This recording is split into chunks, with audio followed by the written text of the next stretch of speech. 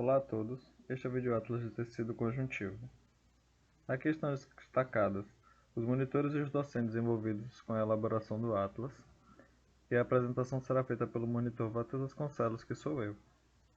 Todas as imagens desse Atlas são de fotomicrografias das lâminas do Laboratório de Análise Morfológicas e Moleculares do Departamento de Morfologia da UFES. Essas lâminas são utilizadas nas aulas práticas da disciplina de Histologia. Começando pelas funções. As funções do tecido conjuntivo são estabelecimento e manutenção da forma do corpo e a função de preencher os espaços entre os órgãos e os tecidos, de dar suporte e apoio a eles. O tecido conjuntivo possui a característica de ter uma alta quantidade de matriz extracelular. Essa matriz extracelular é composta por uma combinação de proteínas fibrosas, também chamadas só de fibras, que são proteínas polimerizadas em estruturas alongadas. Essas fibras podem ser de três tipos: fibras colágenas, reticulares e elásticas. E, além dessas fibras, a matriz extracelular é composta pela substância fundamental, que é uma mistura complexa e altamente hidratada formada por glicosaminoglicanos, proteoglicanos, glicoproteínas, e ela preenche os espaços entre as células e fibras do tecido conjuntivo. Isso vai gerar um meio de troca de nutrientes e catabólicos. Tecido conjuntivo pode ser tecido conjuntivo propriamente dito e tecido conjuntivo especializado. Tecido conjuntivo propriamente dito é um tecido composto por células chamadas de fibroblastos e uma alta quantidade de matriz extracelular. Esse tecido contém muitas fibras colágenas, bastantes fibroblastos, geralmente associados ao tecido epitelial. Os fibroblastos, eles são células com núcleo grande e com forma elíptica e cromatina pouco condensada. No tecido conjuntivo também há a presença de outras células como plasmócitos, macrófagos, mastócitos e leucócitos. E os tecidos conjuntivos com propriedades especiais são aqueles que predominam alguma característica especial, que não sejam os fibroblastos. Por exemplo, o predomínio de condrócitos, com alterações na matriz deixando ela mais rígida ou mais líquida. Nos exemplos do slide, podemos exemplificar aqui o tecido adiposo, com a grande quantidade de adipócitos, o tecido cartilaginoso com os condrócitos e o tecido ósseo com os osteócitos. Nesse vídeo Atlas nós vamos focar no tecido conjuntivo propriamente dito. E como foi dito, ele contém muitas fibras colágenas e bastante fibroblastos. O tecido conjuntivo propriamente dito pode ser dividido em conjuntivo denso, modelado e não modelado, e conjuntivo frouxo. Essa diferenciação está relacionada com a quantidade de fibras colágenas encontradas na matriz extracelular. O tecido conjuntivo frouxo ele tem uma quantidade menor de fibras colágenas, uma maior quantidade de células e ele é mais vascularizado. Geralmente ele está associado ao tecido epitelial e a glândulas, e ele é bom para a nutrição do tecido epitelial. O tecido conjuntivo frouxo também tem uma função de preencher os espaços entre os órgãos e os tecidos e dar suporte e apoio a eles. Já o tecido conjuntivo denso, haverá um predomínio de fibras colágenas mais densas em comparação com as fibras do tecido conjuntivo frouxo, geralmente coradas em rosa, com uma quantidade menor de células e menor número de vasos. Ela está relacionada com a resistência à tração em várias direções, sem que haja rompimento, e pode ser subdividida em denso modelado e denso não modelado. O denso modelado predomina o colágeno do tipo 1, que é mais espesso e mais resistente, como encontrado em tendão, e suas fibras são mais paralelas. No denso não modelado, as fibras serão distribuídas de maneira aleatória, enquanto no modelado haverá uma organização maior das fibras. Aqui neste slide, nós temos uma imagem de mesentério para representar as fibras. Marcado aqui com a seta número 1, nós temos a fibra elástica, que ela é mais fina, e marcada aqui com a seta número 2, nós podemos ver a fibra colágena, mais grossa quando comparada com a fibra elástica. Para corar as fibras elásticas são necessárias colorações especiais, pois ela não se cora pela hematoxilineosina, como as fibras colágenas. No caso do slide, foi usada a coloração pela fucsina ressocina para as fibras elásticas e a HE para as fibras colágenas. Aqui nessa outra imagem de mesentério podemos destacar o núcleo de um fibroblasto pela seta número 1 e o mastócito pela seta número 2. E a fibra elástica pela seta número 3.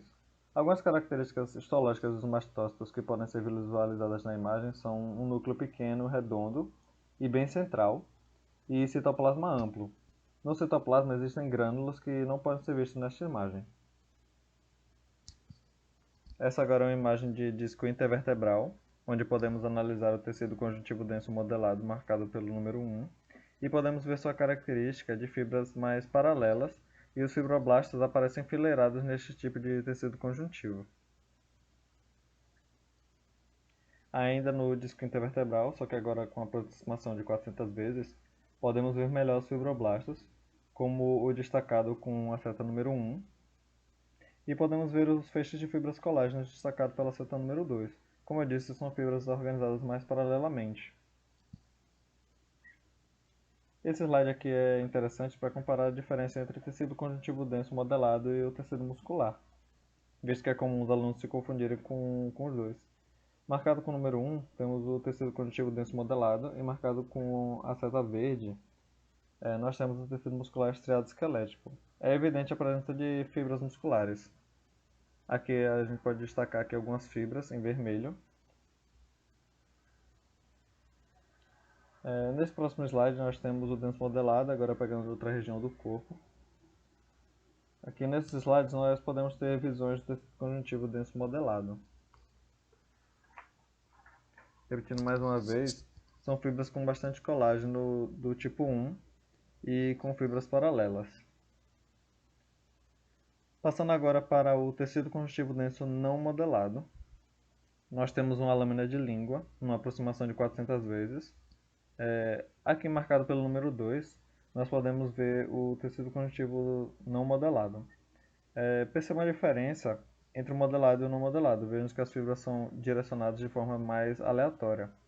Aqui marcado com o número 1, tem o tecido epitelial estratificado pavimentoso. Aqui nessa lâmina de gengiva, marcado com o 2, está o tecido conjuntivo denso não modelado, e marcado pelo número 1 está o tecido epitelial estratificado pavimentoso. Passando agora para o tecido conjuntivo frouxo, numa lâmina de glândula mamária com aproximação de 100 vezes. Aqui vemos marcado pelo número 1 o lóbulo mamário, tecido conjuntivo frouxo pelo número 2 e o tecido conjuntivo denso não modelado circundando o lóbulo. Agora na mesma lâmina, só que com ampliação de 400 vezes, podemos ver melhor o tecido conjuntivo frouxo marcado pelo número 2 e um ácido mamário circulado aqui, circulado e com o número 1 no meio. Podemos visualizar as células epiteliais também, as epiteliais secretoras pela célula verde. Aqui esse slide ele mostra uma zona de separação entre o tecido conjuntivo frouxo marcado com o número 2 e o denso não modelado com o número 3. Vejam que há uma diferença entre a quantidade de fibras colágenas, havendo mais fibras no não modelado do que no frouxo. Pode-se destacar nessa imagem também o ácido mamário número 1 e o núcleo de um fibroblasto pela setinha verde. Esse slide é para ajudar na hora de identificar o conjuntivo frouxo. Reparem que se você marcar um círculo nos dois tecidos, você verá uma densidade maior de núcleos no tecido conjuntivo frouxo em comparação com o não modelado. Essa era uma característica que me ajudava a diferenciar nas práticas. Aqui agora nós temos uma imagem de tecido conjuntivo frouxo também, marcada em número 1, numa lâmina de epiglote. É possível ver as características da cartilagem elástica e do músculo estriado esquelético. Outra característica do conjuntivo frouxo é que as fibras colágenas são bem finas e elas são mais afastadas entre si quando se compara com o denso, onde as fibras são mais espessas e mais próximas umas das outras. Esses espaços são preenchidos pela substância fundamental, que não é preservada no processamento histológico, e aparece aqui como espaços vazios nas lâminas.